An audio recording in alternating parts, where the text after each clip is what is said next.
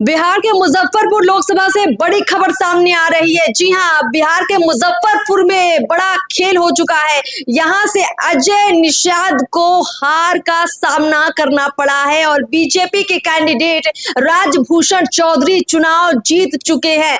अब ये जीत कैसे मिली राजभूषण चौधरी को? देखिए, माना ये जा रहा था कि दोनों ने लंगोट बदला है, मतलब कहा यह जा रहा था कि कैंडिडेट वही पुराने हैं, बस गठबंधन बदल गए। हमारे सर प्रदीप सर है। सर, किस तरह से मुजफ्फरपुर को देख रहे हैं? यहाँ जीत हार का जो आंकड़ा है, या फिर यूं कहें जो लोगों की दिलचस्पी थी कैंडिडेट की वजह से भी थी, क्या कहेंगे? नहीं, कैंडिडेट वहाँ चुनाव नहीं लड़ रहा था अर्पिता। आप देखिए, पिछले बार भी वहाँ यही दो प्रत्याशी थे, लेकिन गठबंधन अलग अलग था। ठीक है, अजय निषाद बीजेपी के टिकट पे लड़ रहे थे और राजभूषण चौधरी जो वीआईपी के टिकट पे लड़ रहे थे। इस बार उल्टा हो गया, चूंकि अजय निषाद के खिलाफ एंटी इनकम्बेंसी मुजफ्फरपुर में था, इसीलिए भारतीय जनता पार्टी ने उन्हें टिकट नहीं दिया। और वो क्या हुआ कि वो अजय निषाद कांग्रेस में शामिल हो गए और कांग्रेस के टिकट पे चुनाव लड़ रहे थे। वहीं जो पिछली बार जो वीआईपी के कैंडिडेट थे राजभूषण चौधरी निषाद, वो इस बार बीजेपी के टिकट पर चुनाव लड़ रहे थे। तो वहां पर पिछले बार भी बीजेपी जीती, इस बार भी बीजेपी जीती। क्या मानते हैं मुजफ्फरपुर में जो बीजेपी चुनाव जीती है, क्या फैक्टर है यहाँ पर जीत के? एक तो सबसे बड़ा फैक्टर है कि बीजेपी का वो मुजफ्फरपुर लगातार कई चुनावों से वहां पर बीजेपी अस्थायी रूप से अपना एक गढ़ बना चुकी है। नंबर 2 क्या है कि देखिए, मुजफ्फरपुर में एक बात साबित हो गई कि वहां पर जीत ना अजय निषाद की होती थी, ना इस बार राजभूषण चौधरी की हुई है। केवल दल बदला, चुनाव दल वही है, प्रत्याशी बदल गए, दल तो वही है ना। इसका मतलब साबित क्या हुआ कि ना अजय निषाद की का पकड़ है, ना राजभूषण चौधरी की पकड़ है भारतीय जनता पार्टी की। यह स्पष्ट हो गया।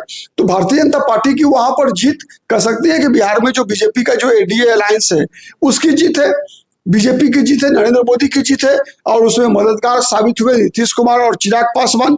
ठीक है, चिराग पासवान की भूमिका को आप नजरअंदाज नहीं कर सकती है। मतलब मुजफ्फरपुर में चिराग पासवान का भी अच्छा खासा असर है वहां के वोटर्स पर। सही बात है, निश्चित रूप से ना, निश्चित रूप से। और मुजफ्फरपुर की जीत में सबसे बड़ी बात है, ये एक विषय बहुत महत्वपूर्ण है कि आज निषादों के सबसे बड़े नेता के रूप में बिहार में मुकेश सहनी जाने आते हैं। तो मुकेश सहनी की भी हार है वहाँ, क्योंकि मुकेश सहनी के काफी प्रयास करने के बावजूद, ठीक है, वहां जहां पर मुजफ्फरपुर में निषादों की बहुत बड़ी आबादी है, ठीक है, वहां से वो जिता नहीं पाए अपने गठबंधन के उम्मीदवार को। दूसरा, दरभंगा मुकेश सहनी का गृह क्षेत्र है, ठीक है, वहां से बीजेपी जीत गई और वहां कहा जाता है कि निषादों का सबसे अधिक वोट बीजेपी को मिला। समस्तीपुर, जहां पर इनका घर है मुकेश सहनी का, वो घर सॉरी दरभंगा और समस्तीपुर की सीमा पर पड़ता है। तो समस्तीपुर भी बीजेपी एनडीए जीत चुकी है। मुकेश सहनी फेल हो गए हैं, दरभंगा भी जीत गई। ठीक है, दरभंगा भी जीत गई और समस्तीपुर भी जीत गई। और जहां पर निषादों की सबसे बड़ी आबादी है वहां मुजफ्फरपुर भी जीती। ठीक है, हाजीपुर भी चिराग पासवान जीत गए। इसका मतलब मुकेश सहनी का असर क्या है भाई?